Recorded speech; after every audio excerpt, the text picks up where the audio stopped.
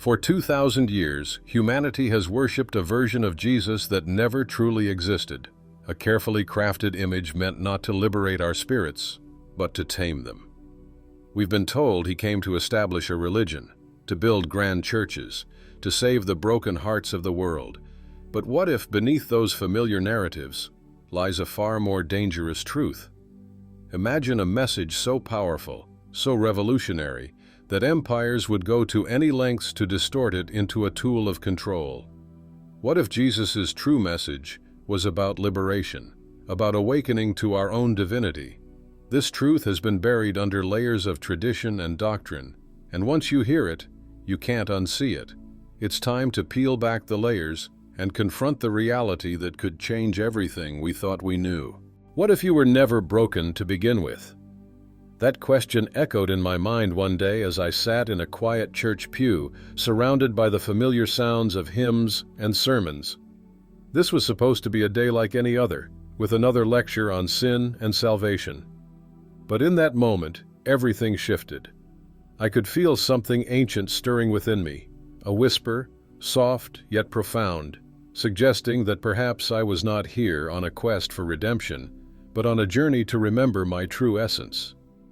I found myself reaching for the scriptures, my fingers trembling a little as they traced the lines.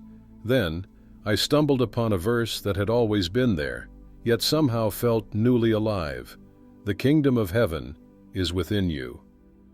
The realization hit me like a wave, not above you, not something to be attained in some distant future, but within you. This knowledge shattered the illusion of separation, the ingrained belief that God is somewhere far outside ourselves, residing only in sanctuaries or lofty ideals.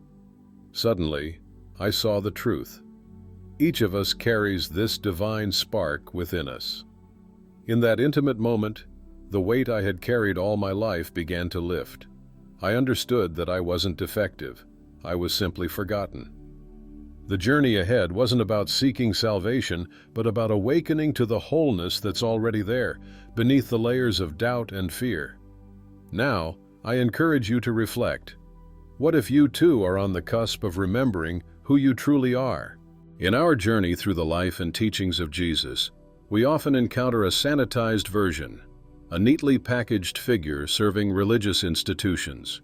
But let's peel back that layer and discover the mystic they buried, the revolutionary of consciousness who existed beyond dogma. Imagine Jesus as someone who didn't just walk among the faithful in their fancy robes, but rather with outcasts, the marginalized, and those scorned by society. He saw divinity in everyone, not just the elite or the pious. His message was radical. You are the light of the world. This statement flips the script. Instead of labeling people as sinners begging for mercy, it empowers them to embrace their inherent worth. Every parable Jesus shared was like a coded message, a chance for his listeners to activate something profound within themselves. It was never about adhering to rigid rules. It was about awakening that divine spark that resides in each of us. The real threat to the temple wasn't just Jesus' miracles, it was his belief that everyone could access that same power. He was igniting a movement, encouraging each person to realize their potential. So while the institutions tried to contain his message, perhaps we should take a cue from him, embracing our own divinity and lighting the way for others. This wasn't just a calling for back then. It resonates with us today, urging us to step into our own authenticity and light. After his crucifixion, a surprising wave surged across the ancient world. His followers, the marginalized, the oppressed, and forgotten, found reassurances in his teachings. The message of love, compassion, and empowerment lit a spark in those who had suffered for so long. For many, it was a resurrection of hope. They began to see themselves not as slaves, women, or the poor, but as vital parts of a larger, divine narrative. But with this awakening came fear. The Roman Empire had thrived on control and conformity, preferring the order of oppression over the chaos of liberation. When Emperor Constantine stepped into the frame, he cloaked his intentions under the guise of legalization. This wasn't a saving act. It was a strategic capture. By recognizing Christianity, he didn't unlock its potential. He shackled its spirit. Councils were convened, a power play masquerading as spiritual guidance. Instead of celebrating the manifold voices within early Christianity, they voted. They voted on which gospels held weight and which did not, shaping a narrative that served the empire's interests. Gospels like those of Thomas, Mary Magdalene, and Philip, which championed direct communion with the divine, were silenced, banned, and buried to ensure a singular, controlled message. In doing so, Rome replaced the intimate experience of inner awakening with rigid external worship. The profound truth of "you are divine" transformed into a stark warning: you are damned without us. In this new framework, spiritual connection became a commodity, accessible only through the sanctioned church, leading humanity to forget its own divine nature. The complexities of faith morphed into a hierarchical arrangement meant to sustain power rather than inspire transformation. In this shift, the essence of his message began to fade, paving the way for centuries of misunderstanding and manipulation. In the depths of history, as the dust of empires settled, a whisper of truth emerged through the chaos. Though much was buried beneath the weight of dogma and control, three powerful codes survived, fragmentary remnants of what we might call the original gospel of awakening. The first of these codes is the profound declaration, "I am." These two simple words are far more than just a phrase. They are the key to divine self-recognition. When you utter "I am," you tap into the very essence of existence, an invocation that transcends time, space, and limitation. Each time you embrace this statement, you're not merely expressing an identity. You are engaging in a communion with the creative force that brought the universe into being. In recognizing your true self, your essence, you align with the very fabric of creation itself. Imagine the shift that occurs when you internalize this concept. You begin to realize that you are not just a spectator in life, but a vital participant, a co-creator of your own destiny. The second code invites us to look inward. The kingdom is within you.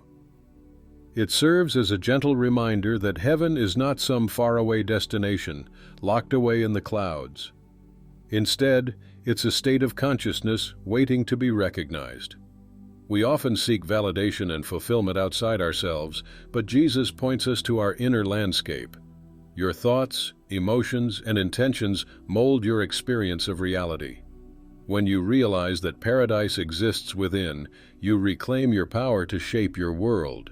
Finally, we encounter the prophetic words, "Greater works will you do." This is not just a call for admiration, it unveils our potential for evolution. The message dismantles the notion of worshiping Jesus as an idol and instead places the focus on our journey toward becoming like him. It's about understanding that we are each on a path of growth, transformation, and limitless possibility. What if we recognized our own potential as equal to his? These codes are not mere metaphors, they are blueprints for awakening, guiding us to our highest selves and inviting us to unleash the greatness within. As you reflect on these teachings, consider how they resonate with your own journey. What if you started each day affirming, "I am"? What shifts in perception might emerge? What insights could arise by exploring the kingdom within you? And what amazing potential lies ahead when we embrace the truth that we too are capable of doing greater works? These powerful codes remind us that we are part of a vast continuum of awakening, guiding us to a deeper understanding of ourselves and our place in the universe. In the midst of our daily lives, it's easy to overlook a fundamental truth. We were not born to be small or sinful, but somewhere along the line, a collective amnesia took hold. We're taught from the moment we're born to forget our inherent divinity, to see ourselves as separate and dependent. This conditioning shapes our perception, leading us to hand over our power to external authorities, whether they be priests, pastors, or governments. The irony? The real war has never been fought over land or politics. Instead, it's been a battle for our consciousness, for the very essence of who we are. Institutions, particularly religious ones, have become powerful tools of forgetfulness.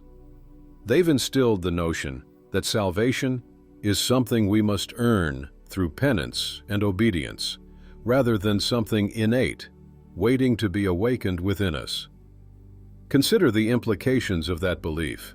If we're taught that God is distant, then we can easily convince ourselves that our connection to the divine is contingent upon others, those who are deemed worthy or enlightened.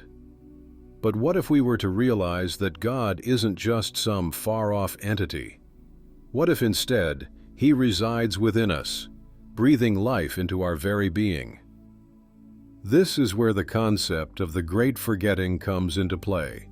It's a shared experience that many of us grapple with, an unlearning of the chains that bind our spirit, of the false narratives that diminish our potential. To remember who we are is to awaken from a deep slumber, to reclaim the power that has always been ours. Let's explore how we can begin this journey back to ourselves, the journey of remembrance that holds the key to breaking free from the controls imposed upon us. Now let's have a look into what is often referred to as the hidden prophecy of the return. Many of us harbor ingrained images of Jesus' return, envisioned as a singular, dramatic descent from the clouds. Yet this traditional view might be missing the essence of the message. What if we told you the true second coming is not a moment marked by fanfare, but rather a profound shift in consciousness, a transformation echoing through the souls of millions? Imagine, across continents and cultures, individuals are stirring awake, peeling away the layers of illusion that have long clouded their vision. This awakening is not a distant event. It is unfolding right now in the very fabric of our everyday lives. The prophecy fulfilled is not about destruction or chaos, but about the birth of a new understanding of ourselves and our interconnectedness. This marks a significant transition. The age of the priest, filled with dogmas and rituals, is making way for the age of the mystic, where each one of us becomes a seeker and an explorer of the divine within.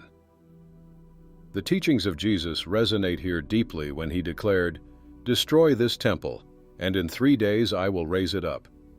These words reach far beyond the confines of physical buildings or grand cathedrals. He was speaking of you, of the living temple that is your body, mind, and spirit, ready to be transformed from within. As we awaken, we start reconstructing this temple, brick by brick, through self-awareness, compassion, and love. The foundational truths we once depended on externally give way to an inner wisdom, guiding each of us on our unique paths. This inner journey not only reshapes us, but also ripples out to the world around us, creating a collective consciousness that resonates with hope and healing. So, take a moment to reflect on your own life. Are there spaces within you waiting to be acknowledged or healed? What does your own inner awakening look like? Recognizing that this journey is one of profound empowerment invites us to acknowledge our potential, not just as individuals, but as a global community capable of profound transformation. This is the true essence of the prophecy, our awakening together.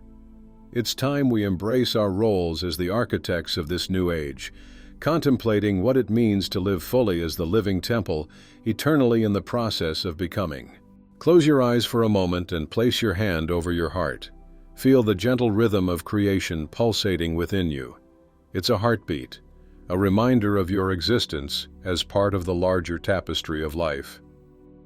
Now, whisper these words softly, not as a prayer, but as a remembrance. I am the light of the world. The kingdom of heaven is within me.